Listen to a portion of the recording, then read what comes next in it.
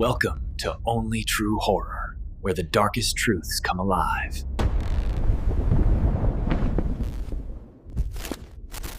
Dare to watch. The old town of Ravens Hollow had been submerged decades ago, but tonight, the waters were unnaturally low. Mark, a curious urban explorer, stepped onto the cracked, muddy streets. Every building lay in ruin, windows gaping like dark, empty eyes. Shadows twisted across the foggy ground, and whispers of those long drowned seemed to echo through the ruined town. Something unseen was watching him from the depths, waiting. Mark's flashlight flickered as he wandered deeper into the submerged streets. From the shadows of a half-collapsed church, a faint whisper called his name. The water rippled unnaturally, though no wind stirred. He turned sharply, but no one was there, only the reflections of drowned faces staring up at him from the dark water, mouths moving silently, as if screaming. Fear gripped him. He was not alone in the drowned town. Mark froze as something moved beneath the water, a dark, shapeless figure sliding silently just beneath the surface. Ripples distorted his reflection, twisting his face into something unrecognizable. From the flooded windows of the abandoned houses, pale hands pressed against the glass, reaching for him. The whispers grew louder, now forming words he could almost understand. Stay forever. His heart pounded. The drowned town was alive, and it wanted him. Mark's trembling hands reached the church door, its wood swollen and blackened by decades underwater.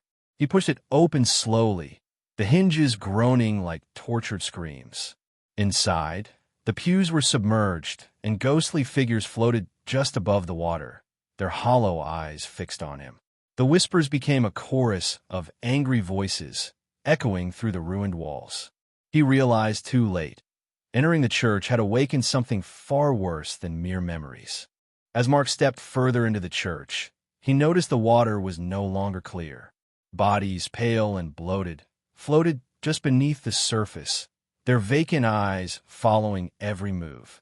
A cold wind swept through the broken windows, carrying whispers that promised death. Panic surged as the corpses began to shift unnaturally, rising slowly toward him. He stumbled back, realizing the drowned town wasn't just haunted, it was feeding.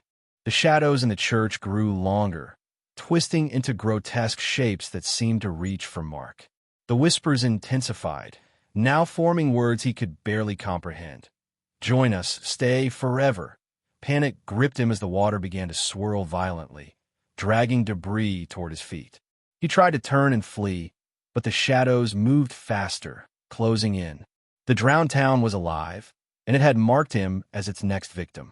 Mark's flashlight flickered and died, leaving only the dim glow of floating lanterns rising from the water. Each lantern revealed a pale, drowned face, their eyes wide and lifeless, staring directly at him. The whispers grew louder, echoing from every corner, as if the entire town was speaking at once. Terrified, he realized the lanterns were guiding something, or someone, straight to him.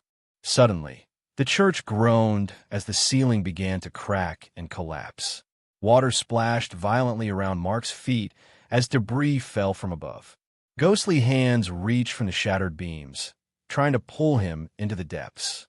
The whispers escalated into screams, echoing through the ruined hall. Every second felt like an eternity. The drowned town was closing in, and escape seemed impossible. Through the chaos, Mark saw a silent figure standing at the far end of the church, a woman in tattered clothing, pale and dripping with water. Her hollow eyes locked onto his, and the whispers abruptly stopped. The air grew icy, every heartbeat loud in his ears. He realized she was the one controlling the drowned town, and now she had noticed him. The water around Mark began to rise rapidly, swirling like a storm. Ghostly figures emerged fully from the depths, their pale faces twisted in silent screams. The silent woman raised her hand, and the corpses of the drowned town moved toward him, dragging the water like a living tide. Panic overtook him. The drowned town wasn't just a place, it was a trap. The pews lifted from the water as if by invisible hands, spinning slowly toward Mark. Each one carried ghostly figures clinging to them, their hollow eyes locked on him. The church groaned under the supernatural weight, and the whispers turned into wailing screams. Mark realized the building itself was alive, controlled by the drowned souls, and it was hunting him. Mark backed against a wall, only to see it ripple like water. Faces of drowned townsfolk pressed against the surface, whispering his name over and over. Their eyes glowed faintly in the darkness, and each whisper carried a promise: stay with us forever. The room seemed to shrink, the water rising higher, and he understood. The town itself was alive, and escape was slipping away. The silent woman stepped forward, her feet never touching the water. Every movement sent ripples across the flooded church. Her hollow eyes locked on Mark, and the whispers became screams in his ears. The drowned figures behind her rose from the water, arms outstretched, moving as one toward him. He stumbled back, realizing the silent woman controlled everything: the town, the water, the dead. The water surged violently, reaching Mark's chest. The drowned figures pressed closer, their hands clawing toward him. The church seemed to pulse like a living heart, each beat synchronized with the silent woman's steps. Fear overwhelmed him. The drowned town wasn't just a memory of the past. It was a predator, and he was its prey. Mark stumbled as the floorboards beneath him cracked and split, sending ripples through the water. From the gaps, pale hands reached up, grasping at his legs. The silent woman raised her arms, and the drowned figures surged like waves, dragging debris and shadows with them.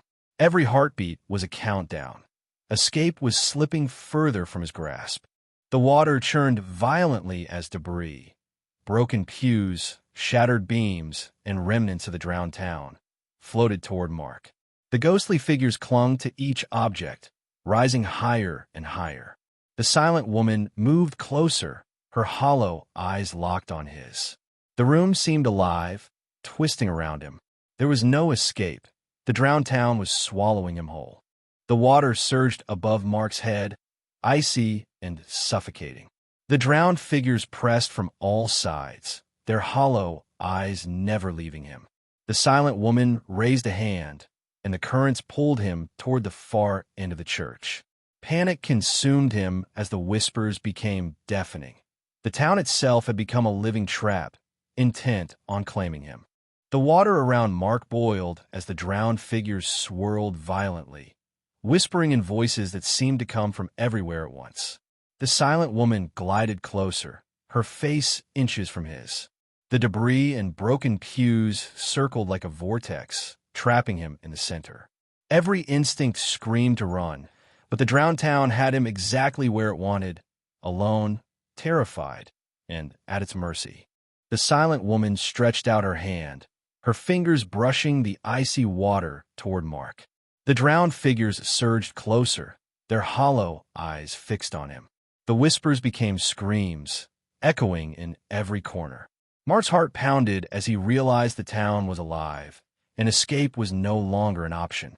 The drowned town was claiming him, one desperate breath at a time.